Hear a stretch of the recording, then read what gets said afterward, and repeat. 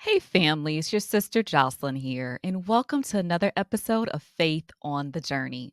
If this is your first time tuning in, we welcome you. We are so glad that you are here and want you to know that we're committed to helping you strengthen your faith, heal your heart, and discover a sense of community.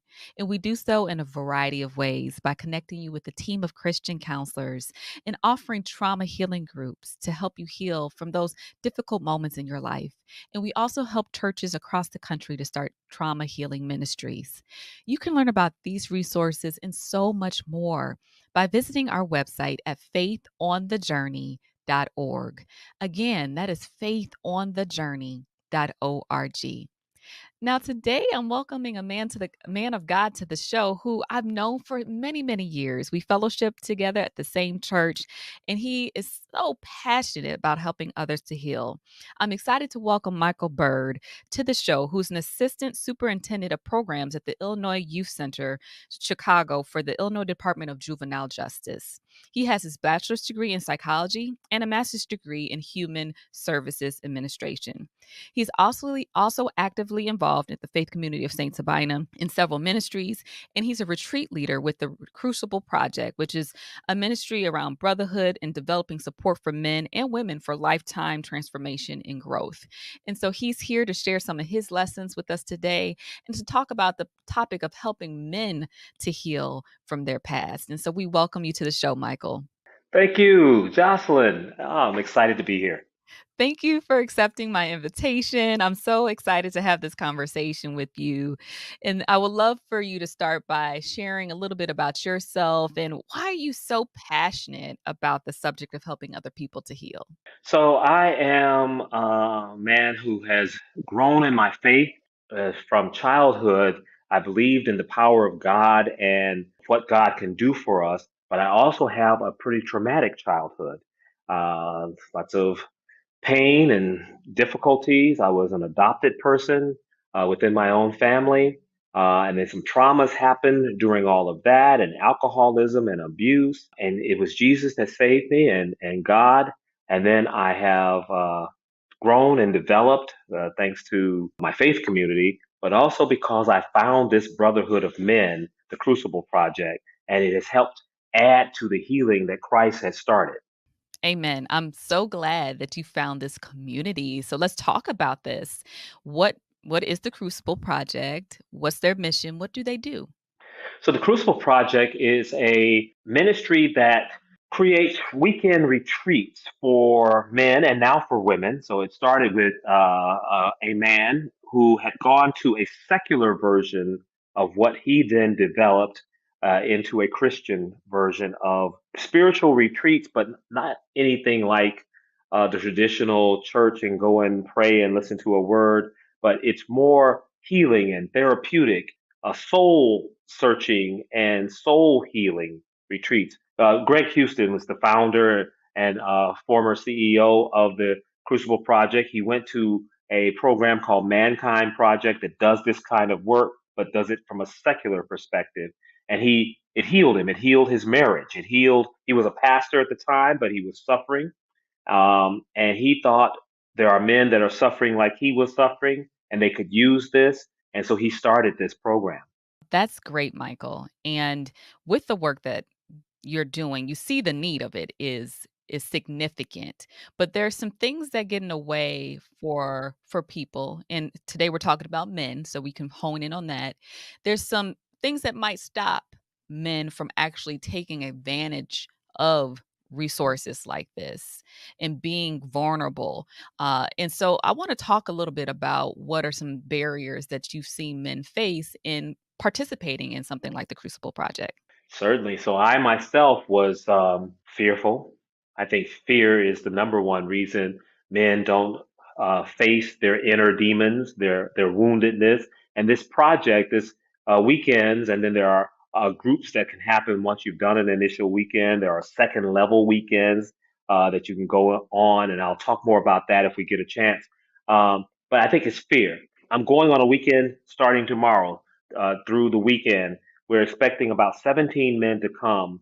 And what I have found, and this will be my 27th weekend, I think I have staffed.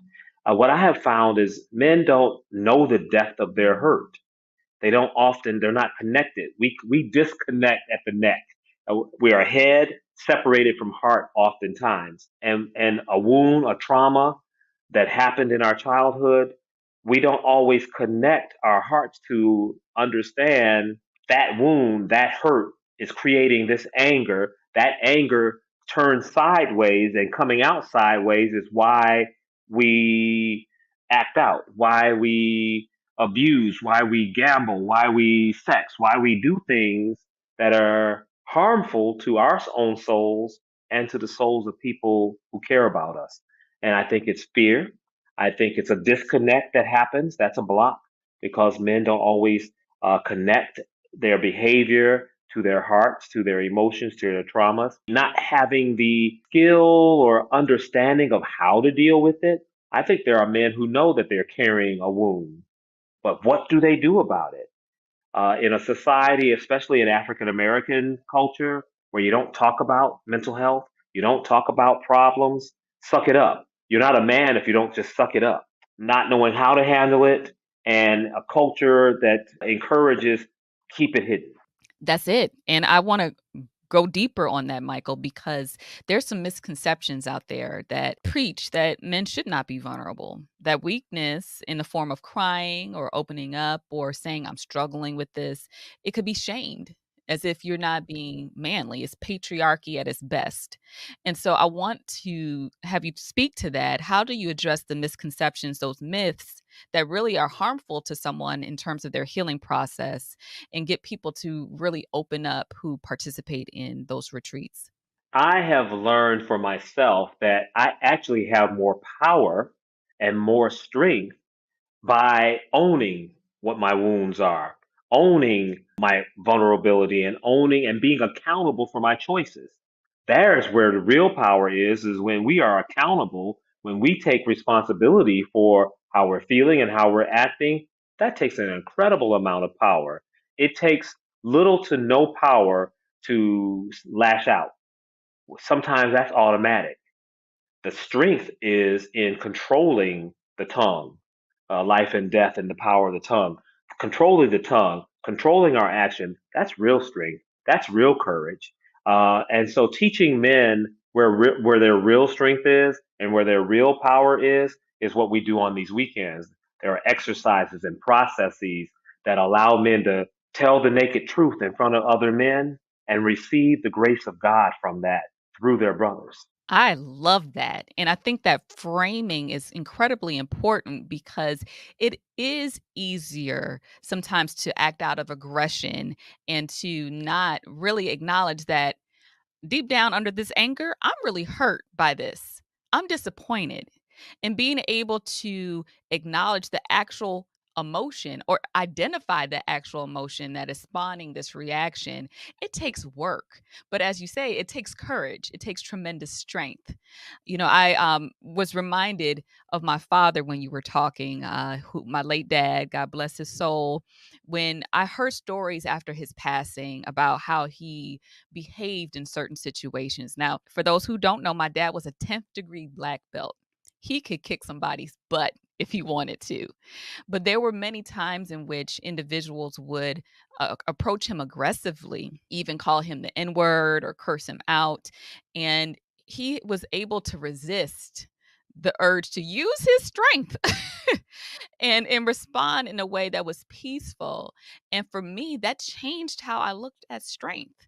And so what you said reminded me of that sometimes what we're used to in terms of acting out of aggression, instead doing the actual work, so that you are able to in a situation like what I shared with my dad, you do still respond. You're not someone's doormat, but you're not responding out of your pain or you're hurt. You're doing the work that you need to heal. So thank you for sharing that, Michael. And so I'm curious as to why you believe it's so important for people to receive support. And when I say people, again, we're talking about men. We want to live in a world where men um, help other men instead of killing other men. Isn't that the world we want to live in? I want to live in a world where I can trust my brothers and that I can walk down a street and not be in fear of the men that I pass. I want to live in a world where I know that I'm loved and cared about by those people who I consider my colleagues, other men. I consider my friends, my church family people. You know, we can be sitting in church for 20 years next to the same man and not know him. We know how he praises. We know how he raises his hands. We may know some things about him because he shouted out and because he's gone through some things.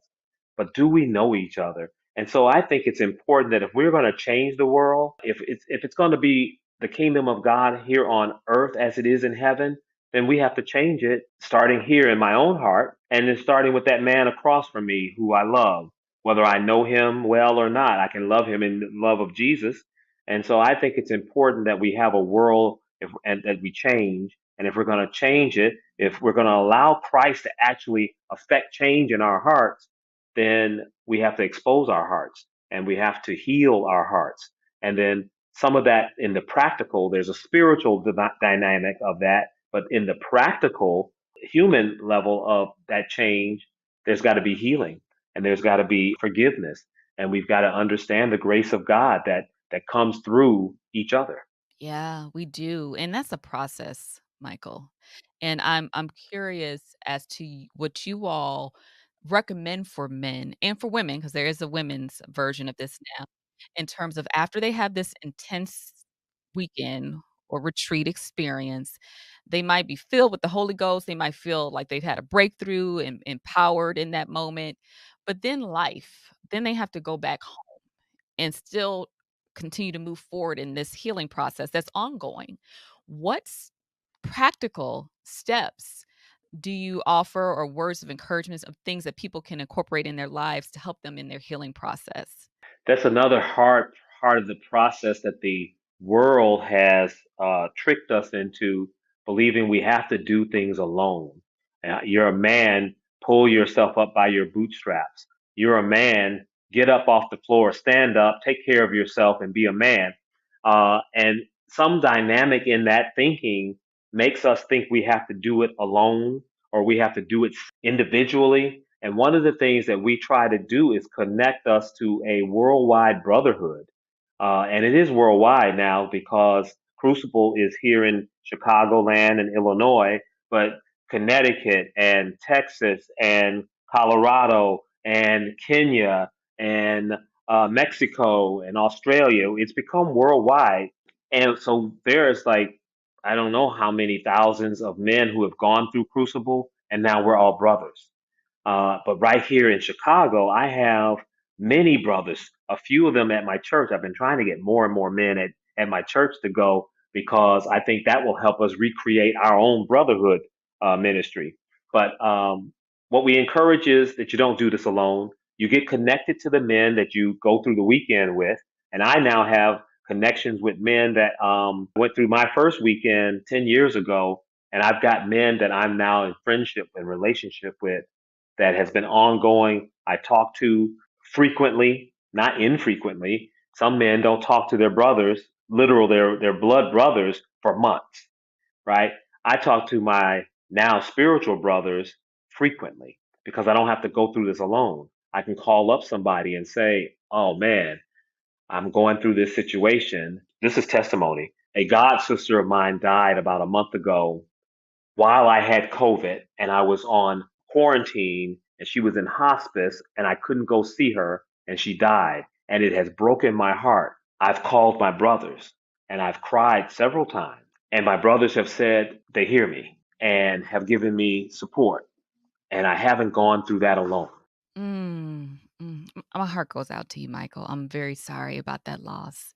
It's so painful, and you're right. When we're hurting like that, we need our brothers, we need our sisters, we need our community to help lift us up. You know, we always have God, but God gave us the gift of people who we can be in relationship with, who can also pray with us and sit with us and cry with us as we mourn. and we remember. And so, thank you for sharing that, Michael. And I know that your point around that communal piece, I hope that people really hold on to because it's necessary. There are certain moments in life that wreck us. Whether it's the unexpected loss of a loved one, divorce, betrayal, or abuse at the hands of someone who was supposed to protect us. Trauma can completely shatter our world. Now, many of us have heard that time heals all wounds, but time without the proper care for our emotional wounds will leave us feeling stuck at the source of our pain. We might be able to hide our pain from others, but deep down inside, we know it's still there. If you are tired of running from your past, I encourage you to take one courageous step and schedule a free informational session with a member of our counseling team.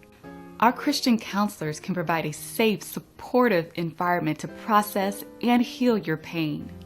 They understand how difficult the healing journey can be and will walk alongside of you the entire way.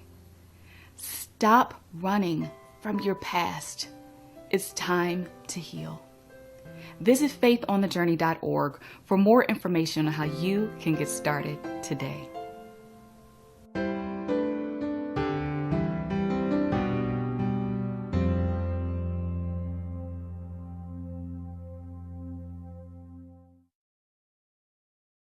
I want to ask you, if you think back over your life, Michael, it sounds like you just gave us a glimpse of a powerful testimony of the things that God has really had to do in your life to help you to heal.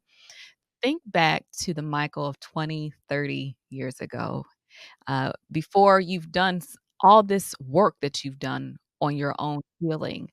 What words of advice would you offer that Michael if you were speaking to him today? I've had an opportunity to really actually do this exercise. Crucible allows you to do this initial weekend, and then what we have is second level weekends, and there's several of them on leadership. There's one on sexuality. There's one on your mission. Then there were also opportunities to have small group after this to continue the work so that you can meet with men and continue the work and process through your feelings. And so there's an exercise where I've had an opportunity to talk to my younger self. I'm going to even go back younger because there's the child, the little boy in me. He was who was hurt. If I dare share this with our listeners, the little boy in me was molested. That pain and hiding that because I didn't feel like I could turn to my alcoholic father. I'm just going to add on, and that I couldn't get the kind of support I needed from my mother who had some mental illness. So here's a child who had to grow up really fast. And then my alcoholic father, he passed away. He was in an accident and he died. I was 12. I became a young adult at 12, literally paying rent, managing our finances in our home because someone had to do it, and my mother's ability wasn't as strong enough. And I didn't know this, but my father had been managing all of that. And in his absence, she didn't have the skill, and I stepped up because, someone had to. I stepped up. All right. So when I talked to that little boy, I would go back and tell him, you're taking on too much. You don't have to be the hero, that it's okay to stay a little boy and have someone else help you figure that out. I did it more independently because I did it maybe kind of pridefully that I'm the man now and I can do this. And I did do it. There was some success, but at some cost. So I would go back and tell him, because I still have to tell him, because he's still a part of me, and I have trouble letting him play. I've now raised some children, as you know. It was hard for me when they were small children for me to play with them because my little boy didn't get to play. Life got real serious. And so when they were like, Daddy, come on, let's play, let's wrestle. No, I don't got time for that. And I regretted that and caught that regret early enough to play with my children. So I would go back and tell him, be a little boy, be vulnerable, find your strength, yeah, and use your strengths. I was really hard on my little boy, saw him as a failure. I didn't like him. I would go back and really try to encourage his self-esteem because I spent too many years with damaged self-esteem of my own making because they were the voices in my own head, the messages. They were the messages that I picked up and listened to. Yeah, Michael. Oh, I appreciate you in this moment because I know some individuals who are listening right now have gone through trauma, sexual trauma, have grown up too fast, and they also have a wounded child in them that needs healing, that needs grace and love and caring for. And so, Michael, as a follow up question, just as a prompt, what really helped you to recognize that that little boy needed some love and attention? Was there any moment that you can remember? Really, I owe a lot of this now to my Crucible experience. It was the initial weekend that I experienced as a participant, witnessed a man who was teaching the exercise and modeling it for us, and then giving us an opportunity to do the exercise, which was incredibly frightening on this side of it because it meant facing truths and it meant telling something that I had never told before.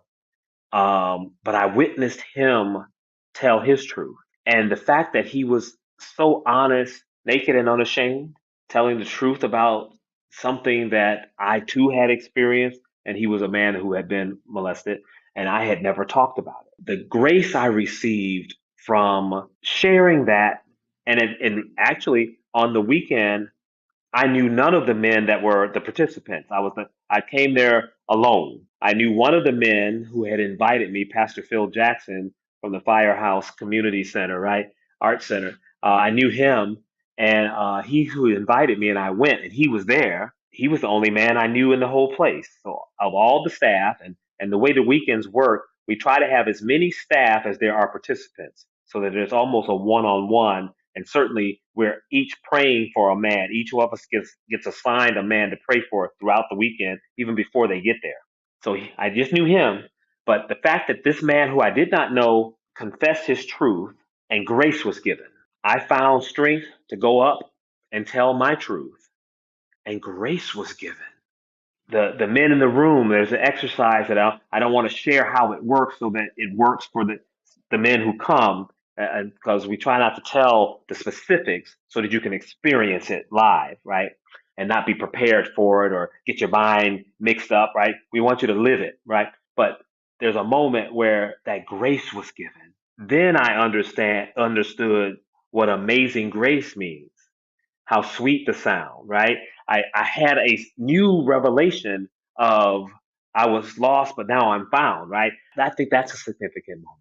That's so amazing. I I don't know your personal experience, but I can say from my life experience too, having survived certain things that were traumatic, I think most of us will acknowledge there were certain events in our lives that wrecked us, that shattered us. And parts of us might struggle with shame, fear. We definitely hold those things quite often that close to our chest. And so carrying those things for so long and then having that opportunity, that moment that you described where you're like, I can actually share this publicly. I feel like for me, when I did that for the first time and sharing certain events in my life, I was scared at first, but then afterwards, it was such a release. It was like, oh my gosh, of pressure, of just carrying this load. I felt like other people were able to finally see me and accept me and not judge me even with my pain, right? And so it's such freedom in that, and it's an important part to be able to share your story is such a critical part of your healing process. Granted, you have to do it in safe spaces like the Crucible Project or at other retreats because you can't share your business with everybody. But in spaces like that, when the Holy Spirit's involved in that process, oh my God, what the Lord can do, right? Yeah. And so, Michael, what are some words of encouragement that you will offer to a brother right now who's listening to this show, who has been wearing a mask for so long, mask of strength, thinking that they have to hold it all together, doing it by themselves. What would you offer them today to encourage them?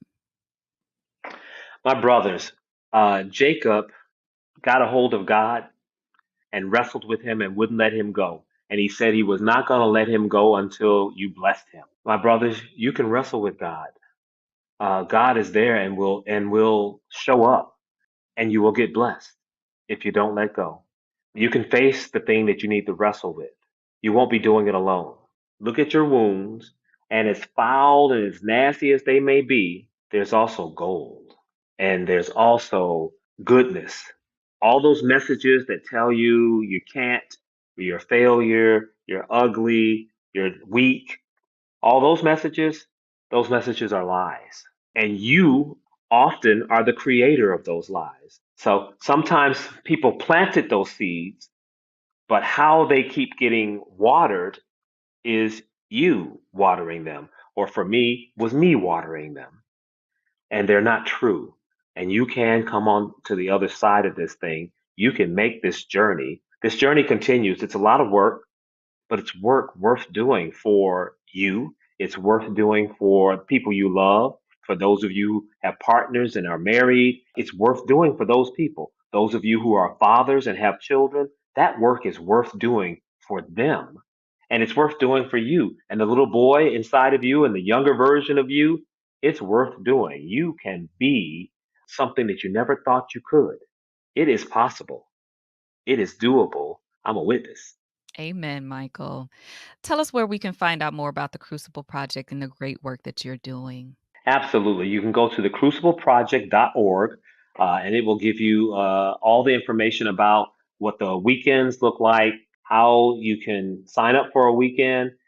We do have a specific urban arm of the Crucible Project, and urban is maybe code for people of men of color. That the Crucible Project is got founded by, like I said, Greg Houston, and so a white man, and has been a white led organization until 10 years ago.